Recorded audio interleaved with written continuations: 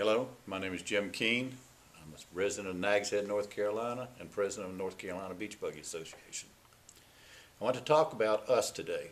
When I say us, I mean the residents of Dare County, the residents of Hyde County, and all of the many visitors that come to the Cape Hatteras National Seashore Recreational Area.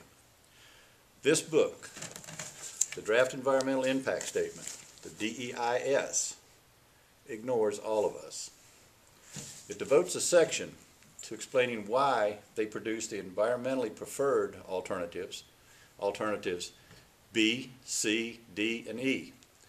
It also devotes a section to explaining why they produced the Cape Hatteras National Seashore National Park Service preferred alternatives A and F.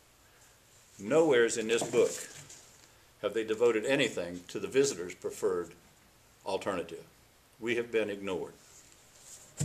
Soon, the National Park Service will be releasing the dates, times, and locations for public meetings.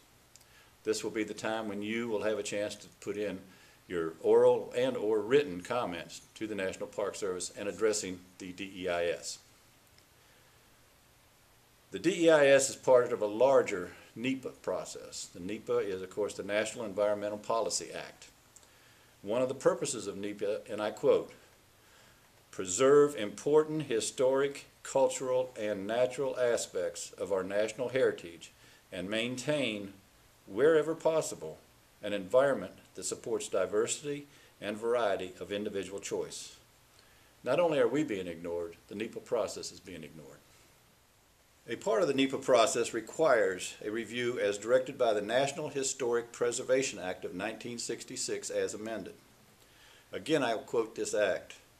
It requires all federal agencies to consider the effects of their undertakings on properties listed or potentially eligible for listing.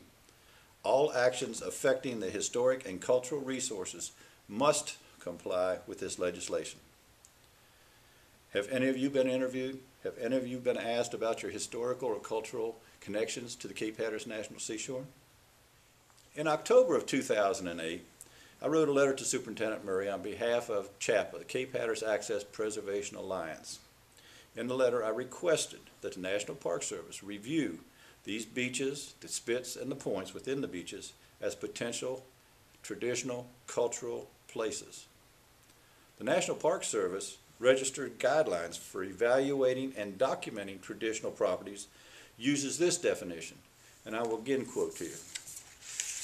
Components of a rural community whose organizational patterns of land use reflect the cultural traditions valued by its long-term residents, and a location where communities have traditionally carried out economic and other cultural practices important in maintaining their historical identity.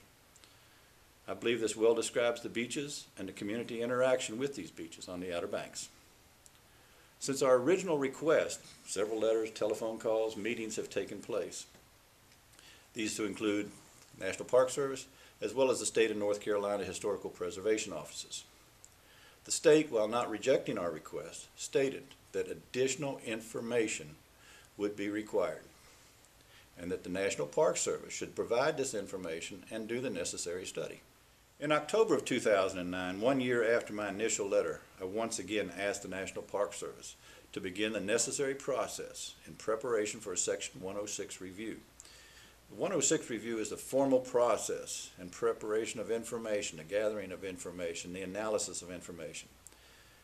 The National Park Service replied that they didn't have the necessary information to determine if TCPs existed within the National Seashore. Our reply to that was very pointed when it said that we want a Section 106 review, and it's the National Park Service's responsibility to collect and review this information. Last month, this is a full 16 months after our first request, the Park Service acknowledged our October letter and replied that they are conducting an ethnographic analysis of the beaches. If any of you long-term residents, members of families that have long history within the Cape Hatteras National Seashore or the villages around the seashore, if you're contacted or interviewed for this process, we would very much enjoy hearing from you and hearing of your experience during these interviews. This DEIS, in its 800 pages, devoted 2 paragraphs to traditional and cultural places. Those two paragraphs deny the fact that TCPs exist within the park, even though they do admit that they don't have enough information to say that they do or do not exist. I've often said that if I'm told I have to leave the park, I will go remembering the fun that I've had here, the enjoyment I had raising my children here. But now when I read this and I see what's happening, I see that it's not a matter of me leaving. It's the fact that my children and grandchildren can't come here. This is the thing we have to watch. We should not be the last generation that has the opportunity to enjoy these beaches. We should not be the last generation that has the opportunity to take our children and our grandchildren to these beaches for the enjoyment that we were able to have. Thank you.